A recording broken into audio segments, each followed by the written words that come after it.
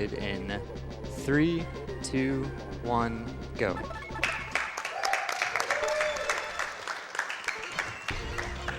So the first thing I'm going to talk about is movement. So you have a couple different options, and basically what you're going to try to do to move the fastest is you're going to slide, and then you're going to cancel it with an uppercut, cancel that with a dive kick, and then cancel it all back into a slide. And it's not crazy fast, but it's just a little time saves throughout the whole run. And you'll notice at the top I have this big yellow bar. Now it's glowing red. That means I have my super attack charged up. And there's also 3 balls next to it. Right now I'm using the middle one, which is the fire attack. It's by far my highest DPS attack. It's not going to be super useful for the whole run, but it's really good for this stage, so I'm charging it up right now.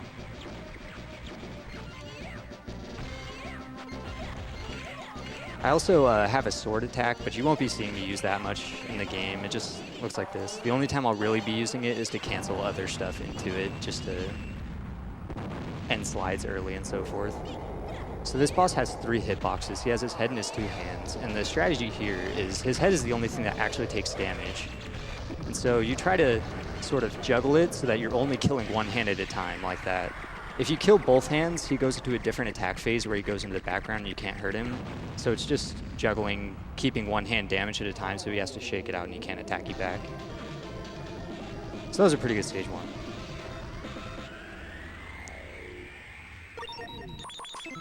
Going into stage 2, I'm just going to sort of switch weapons and start charging up my plasma attack. And this is a really good time for donations if we have any, because this part's kind of an auto-scroller. Yeah, we've got some. We've got $10 from Doc Reactions, Kia Ora from New Zealand. Really enjoying all of these runs tonight. You're all awesome, and what a great cause. Keep up the good work. You can do a few more. Yeah, there's also a $100 donation from Cookie Mom. Shout out to the guy in the front row staying hype for the treasure block. This $100 donation is for you. This section, all the patterns are sort of set, and you can clear it a little bit faster just by clearing the last enemy in each wave a little bit quicker. Most of the enemies actually don't matter how fast I kill them, I just know where they all are. It's just the last set. So like this string of enemies right here is the one that I need to kill to advance. And I'm almost done with this section here, and you're going to see soon why I use the plasma so much in this run for basically anything that doesn't have iframes, or for anything that does have iframes rather. It's going to do a decent amount of damage, and it's also going to charge up really fast. Okay. So that wasn't too bad. So now we have this little snaky boy. And you'll see my meter at the top. It's not actually going down, which is a bit of an oversight in my opinion. And you'll see it just takes out enemies super fast, so that enemy's all the way done. Luckily they give you a ton of health here, so it doesn't really matter that I took damage earlier. This next section is one of the faster movement sections of the run. We're gonna pick up some chicks right here.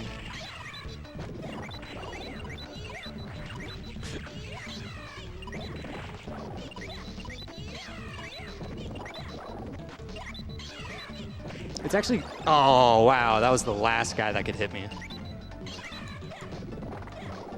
So that's unfortunate. Normally that guy doesn't pop out, so I must have been a little bit off on my movement.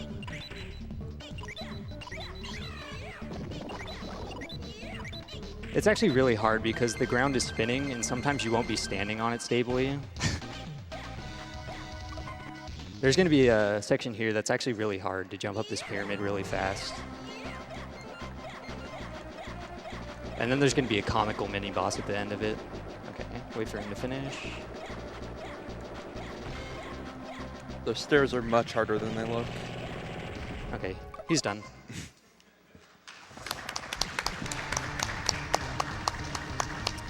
So this boss has a bit of a stun lock. Hopefully I can get it. First off, she has 2 different attacks she can do. She can either do a jump or a step. I want her to do the step. So she should step with her right foot. Yeah, good. And then if you chain your attacks correctly here, she can't really do anything. She has another jump attack she'll do, but that was good.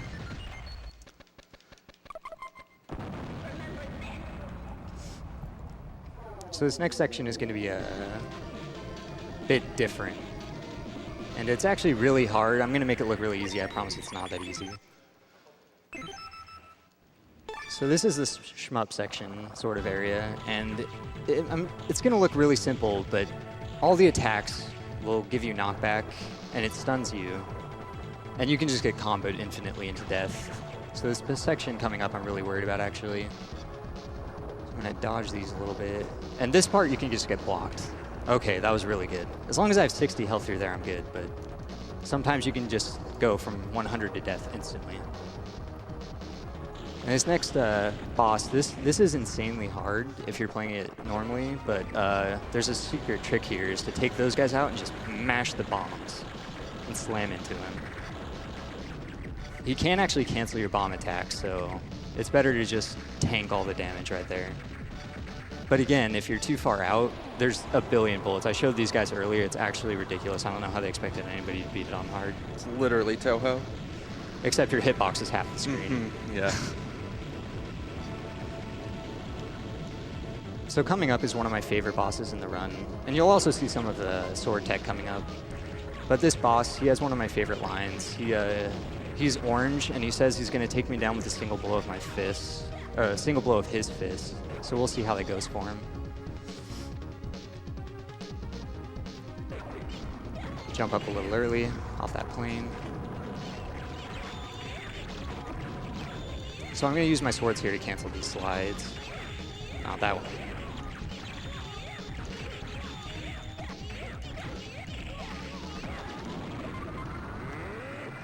Okay, that's a good spot.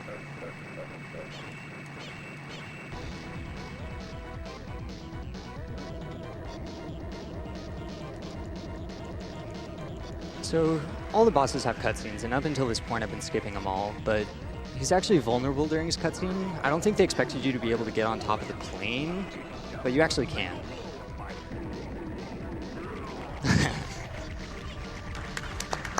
Yeah. To be fair to Orange, he's actually not lying. He does like 40 damage or something like that. So if you're lower health, he will kill you with a single hit. Also, saving is really bad in this game, but I'm going to do it because I'm really worried about it.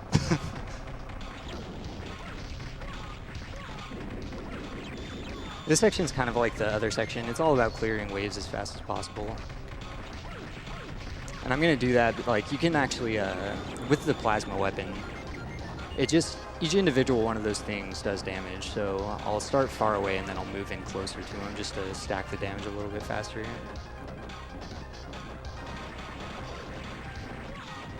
This section here is pretty comical, so it's normally actually a little bit difficult, but if you know where they're coming from, they just never have a chance. Poor guys.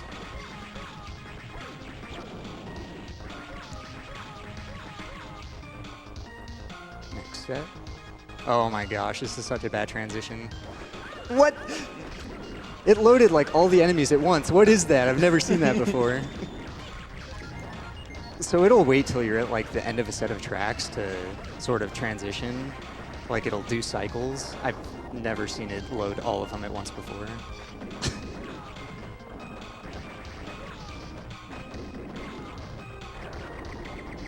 This section here, it's a mini boss and he starts throwing all these enemies out of the train.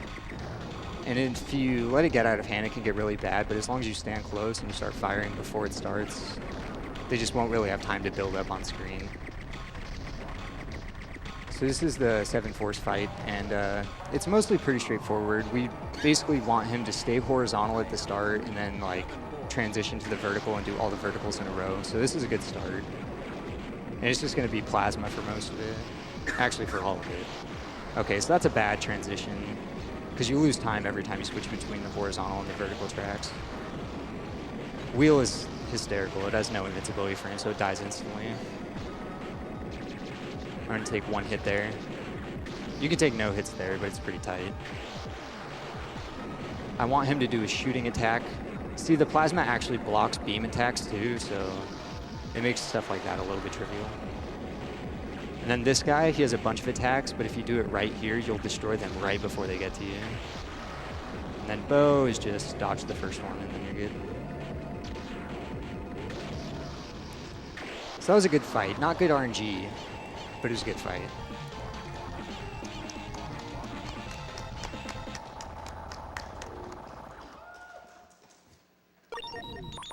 Green's going to be a bit of a pain later on. Okay, I'm going to grab some extra health here. My normal health route here is actually extremely tight. Like, I end up with like 5 health at the end usually. Oh, I got squished, so it's a good thing I got the extra health. That little helicopter thing there can squish you if you do your uppercut a little bit too early. So next is the board game section, or rather the dice roll section. And unlike the first game, this one is entirely timing based, so that makes it really nice to run this game as opposed to like the original Gunstar Heroes, where it's just an RNG mess. Okay, that's a good first roll. Hopefully I can get the combo off here. Nice, that's good RNG actually.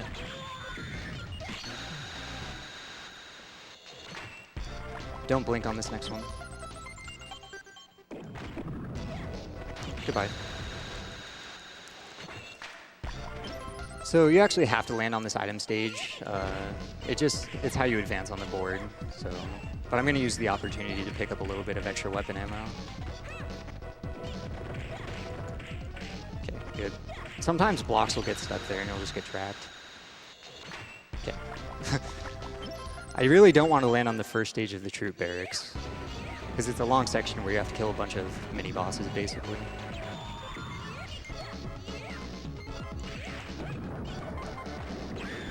Good fight. You have to actually switch. You have to switch weapons there, which makes it a little bit difficult. So the reason I have so much health here is because this guy's legs actually do 60 damage. So basically all my health is gone. And then I'm going to try to do damage to him in a certain way so that he has missiles out, so I can just take damage off the missiles, because those only do 20. Also, he's been doing this attack pattern lately, and I've never seen it before, like today. He has 3 different patterns, I guess. I thought it was only 2, but I guess there's a third one if you go a little bit differently than normal. Okay, missile. Hopefully I can make it through that. Okay. That was almost game over. Okay, that was a good fight. That's probably the hardest fight normally. And maybe green, but that's a hard fight normally. It's a hard fight in the run too. And then this guy does pot shots at you. A fun little trick here is you can take this guy up on the ship with you. He falls off. Yeah.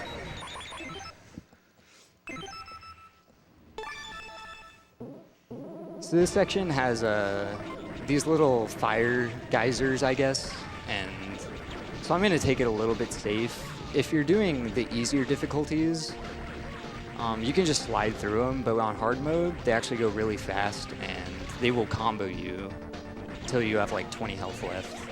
So it's better to just... okay. Okay. So I didn't get the combo at least. There we go. So now I'm on the pattern.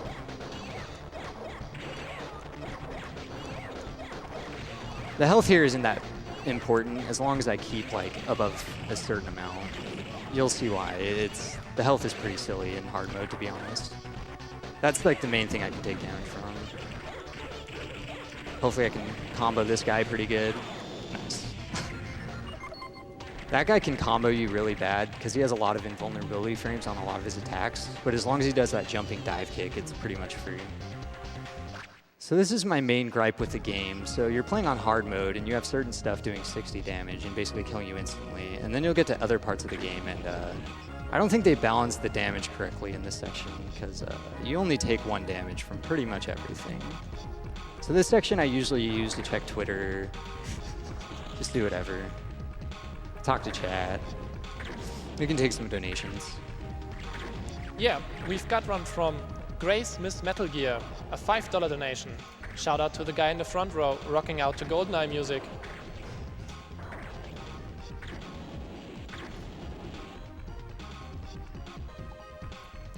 Yeah, you can do a couple more actually. Yeah, I would like to remind everyone of Annapurna Interactive, one of our sponsors. They are the publisher of What Reminds of Edith Finch, Gorogoa and Florence. They are releasing more games this year and love creators and creative titles. So go visit them at annapurnainteractive.com. As you'll see on that mini-boss, you can just sort of hide in the main gun. The next one's a little bit more difficult, but it's really not that bad. The hardest thing in this entire stage is lining up this stupid beam. You have to use L and R to turn the ship, and it's actually impossible. Okay. Oh, here's a fun little thing you can do here. So since you're sort of trapped in a box that's moving, and you can move around within the box, but if you just stay on the bottom right of the box, you'll just clip through all these walls. It doesn't save any time, but it's fun to do.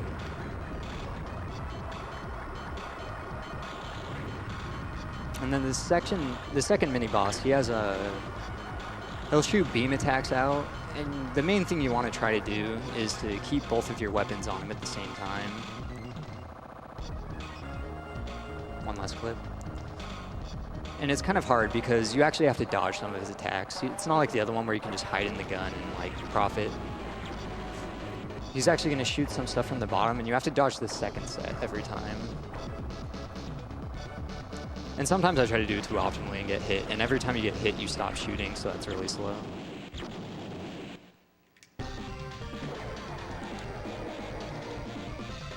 So there's one more of these sort of shooting on top of the ship sections. And unlike the other one, this one is entirely like globally cycled. So we can actually get 2 or 3 more donations in during this period, because I'm just going to be charging up my plasma beam for the boss rush. We sure have some. We've got a $20 donation from Hashmir. Denray, you said the magic words. I'll be donating $20 every time I hear, "That's never happened before." Good luck, mate, and greetings from Australia.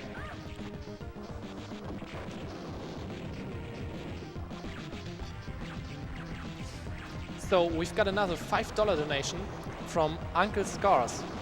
To the blue shirt guy, we all love you in chat. You're two-plate shirt guy. Also, we have to kill those animals.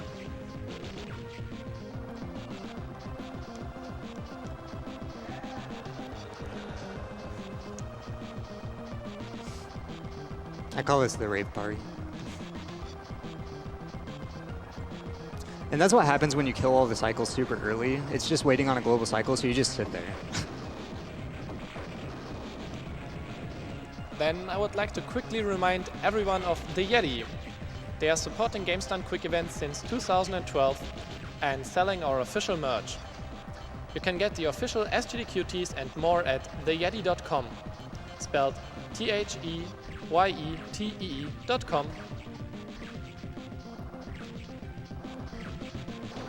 So I guess I could talk about the third weapon here. You also have a third weapon that's like a tracing weapon. Many of you might be familiar with it from the Gunstar Heroes game. It's pretty much useless. It does really little damage, so I'd never use it. I guess I should start talking about the boss rush. So the first part's going to be pretty simple. I'm just going to be using plasma. The main thing in the boss rush is the green fight, because most of it's set patterns, but on the green fight, you actually have RNG, basically. And he's going to choose any of those 7 forms that he was using before, and some of them are really fast and others are really slow. It doesn't really matter that I took damage there. I've collected extra health.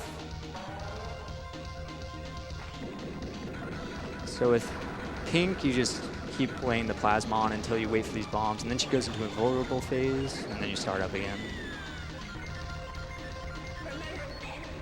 If you try to do, you can get a 1 cycle, but sometimes it'll do funky stuff. And they saw it in the practice room earlier, like, nice clip here.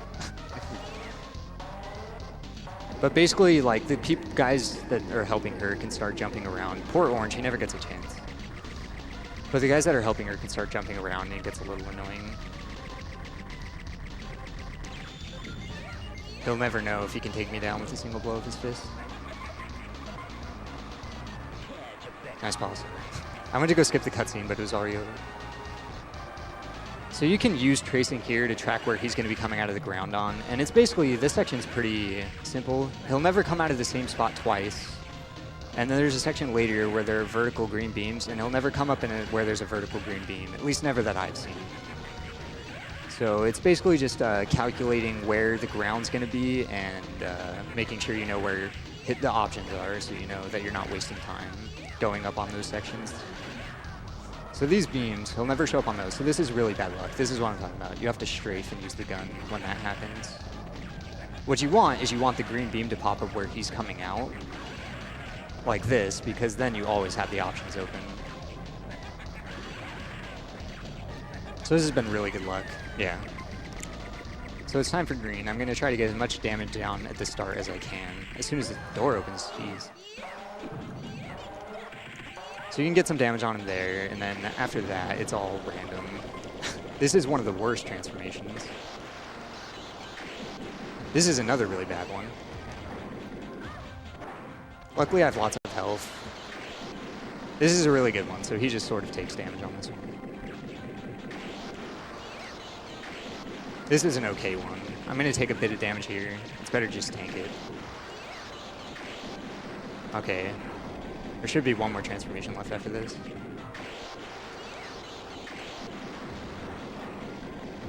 Okay, good. I have very little ammo left, and that's a little concerning, but this next section, you basically want to take damage from the blue and the green hands. So he has all these different gems that are going to attack you. And the green one and the blue one do very little damage, so I'm going to try to not run out of bar, but I'll probably get hit here. If you time your plasma just right, you won't get hit there, but you usually do. Time is coming up when enemy health hits 0, by the way. So if you do a really nice cycle, you can take very little damage here, but it's not very common. And time.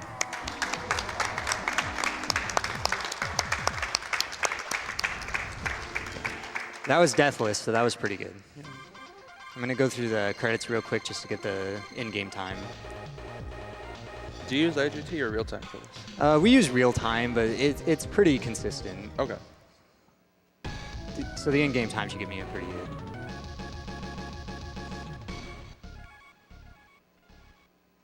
Yeah, 2033, so that's like 30 seconds off my best time. So that's pretty good. Thank you all.